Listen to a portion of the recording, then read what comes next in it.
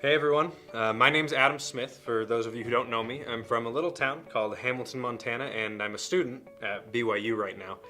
My team and I were starting a campaign called Five for Freedom.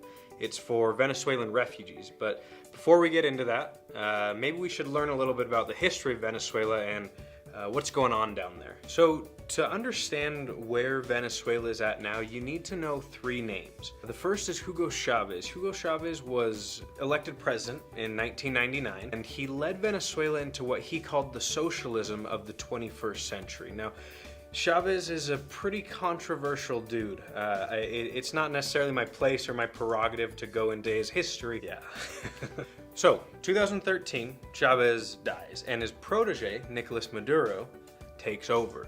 Now, Maduro takes over an economy that's already struggling, but as he takes over, almost instantly, things start going downhill.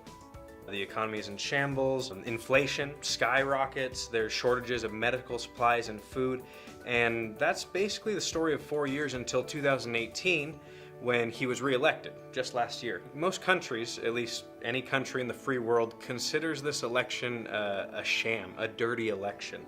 Maduro imprisoned people that he didn't like. He wouldn't let certain candidates run against him. That leads us about to where we're at today. Now, just on a side note, let's keep politics out of this one.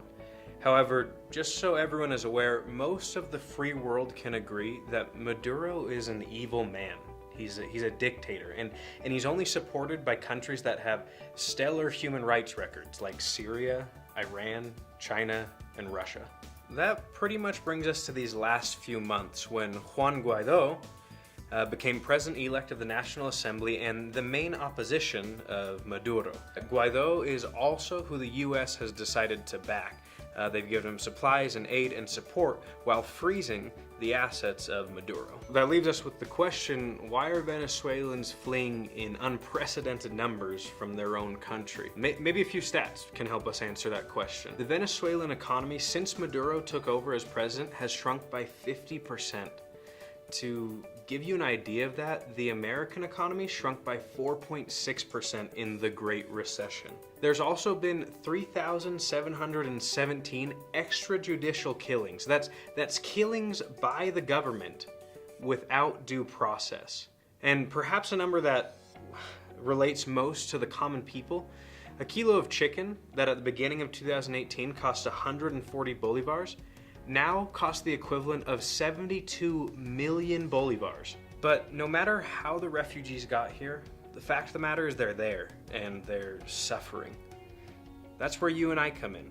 That's where we come in. Right now, the average monthly salary of a Venezuelan is $5. In the United States, we're required to make 50% more than that in 1 hour. They're not making $5 a day, not $5 a week, $5 in 1 month. By you donating, you could give them a month's worth of work. And that's the best part about Five for Freedom. Every single dollar you donate goes directly to the refugees. There's no executive fees. You're not paying my team or I. You're just getting the goods from one hand to the hands that need them most. My colleague Ryan and I will be down there making sure the supplies arrive and go where they need to go, get to the hands they need to get to. And we're also filming a documentary to show exactly what's going on down there, hopefully changing people's minds about what it means to be a refugee. If you have a family, donate $5 for each one of them. If you can donate more than that, please do. And if you can't, then share this. Help spread awareness of what's going on down there. If you can donate, click on one of the links below. There's a Venmo and a GoFundMe. Five for Freedom.